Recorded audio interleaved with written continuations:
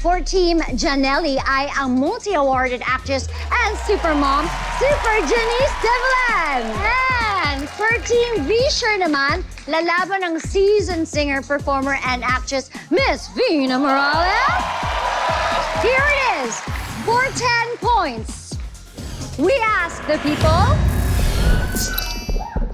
alin ang mas effective gawin kapag matindi ang away nyo ng jowa mo?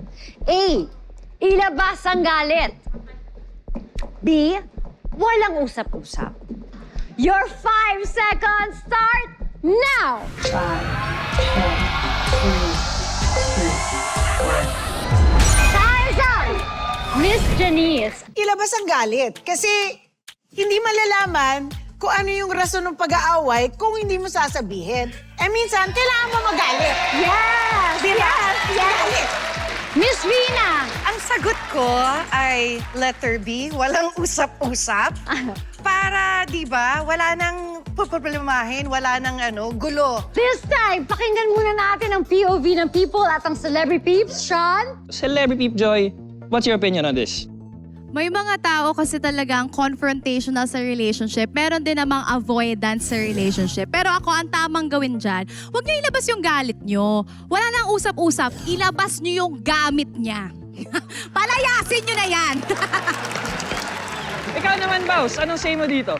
Ang sagot ko dito ay ilabas ang galit, 'di ba? Kasi pag nagsigawan kayo, maririnig ng kapitbahay. Pag narinig ng kapitbahay, ila-livestream nila. Pag ni-livestream nila, sisikat kayo. Pag sumikat kayo, magkaka-endorsement kayo. Pag nagka-endorsement kayo, magkakapera kayo. Pag may pera kayo, bati na ulit kayo.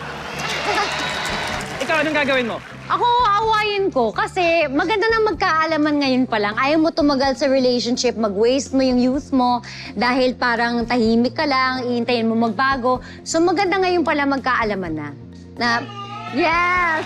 So ano bang say ng people? The people have spoken at ang sagot ng people ay...